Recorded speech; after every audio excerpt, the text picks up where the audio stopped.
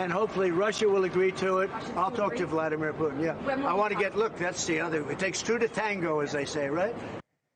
Takes two to tango.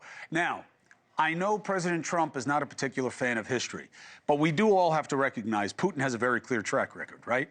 About 10 years ago, he actually agreed to terms with Ukraine twice after annexing Crimea, right? And then backed separatists in eastern Ukraine and then used that, which he was motivating, as a reason to walk away from the Minsk agreements, all right? Really dirty, tricky business, okay? So, also, before that, during alleged cooling periods, the head of Russia has said he was participating only to consolidate military gains, repeatedly promising to withdraw only to add more troops, as they did in Syria. Okay, if you Google the Astana talks, A-S-T-A-N-A, you'll see that Putin may suggest he wants to be part of a process and then back away. Can President Trump do better? Let's ask somebody who understands the situation in Ukraine very well, both from a military but also political perspective. Dan Rice, former special advisor to the commander-in-chief of Ukraine's armed forces. It's good to see you in person. I'm glad you're safe. I'm glad you're well.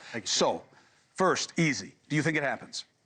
I think today was a great day for the good guys. So we've had 12 days that have been the most tumultuous, probably, of the 1,100 days of war. And the diplomacy that has occurred in the last 12 days, I think, will go down in history. From the crisis that we had in the Oval Office, which was horrible for both sides, not pointing fingers to either side, but to where we are 12 days later with Ukraine signing an agreement for ceasefire with the U.S. for land, sea, and air, along with getting, in those 12 days, all of the allies, all of Europe bonding together, getting the EU to put $800 billion of loans together. This has been a crisis of magnitude, orders of magnitude. The last 12 days have been fantastic. Now it's time to go against the bad guys, our common enemy, Russia. Two things. One, I love that pocket square. Thanks, sir. I'm not asking for it, but it's nice. Thanks. Two, don't burn. Wow-wee! That is no. Now I want it. Now I want it. I'm just too fat. But that is a beautiful jacket. All right. Back to business. Don't distract me like that with that resplendent sartorial stuff. Wait until Stephen A. Smith sees that. So, don't burn your relationships, of course. What happened in these 12 days? How did we go from you're a bum in public and Zelensky leaving and getting kicked out on lunch to this? From a leadership perspective, I always say praise in public and debate in private. What happened in the White House was inexcusable for both sides.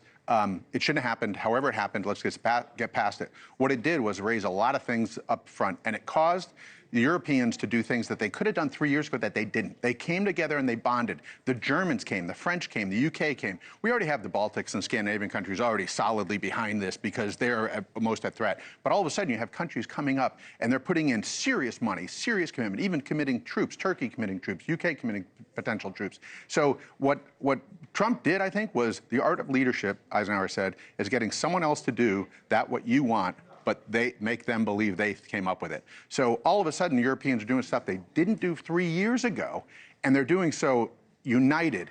We have all of Europe united except Hungary, and we have the U.S. now working closely and bonded together. Hate to see the U.S. separated from Ukraine. There were 12 days that there were very difficult times to explain, but I always tell the Ukrainians, focus on the outcomes, not the process, because the process will drive you crazy. So Europeans galvanizing to help Ukraine, balkanizing from the United States?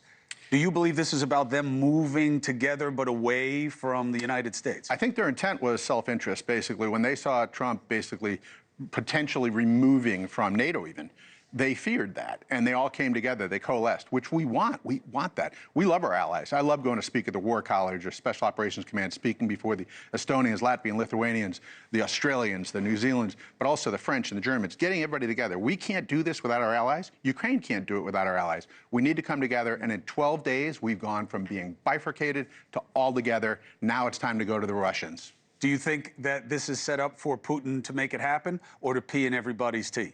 I wouldn't trust anything that the Russians signed. For 300 years, they violated every single agreement they've ever done. That's why we need security guarantees in place so that when we do sign something, we don't trust them, but we will have security guarantees in place. That'll be, however the final determination is made, troops on the border from multiple languages, kind of like the South Korean DMZ. But whatever we do, we need to make sure the Russians can never come back. They can never do this again. They can never violate sovereign territory.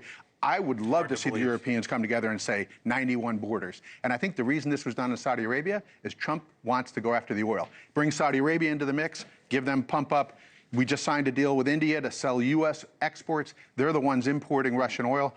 The Europeans have put in the biggest sanctions this last week, biggest sanctions against Russia to go after the oil. Oil is funding this war. We're cutting off their oil. We're going for the jugular. They're almost out of money. Their budget is almost out of money, going for the jugular. And then they have to withdraw. And so I think that's what is happening. I think the Europeans have come together. It's wonderful to see.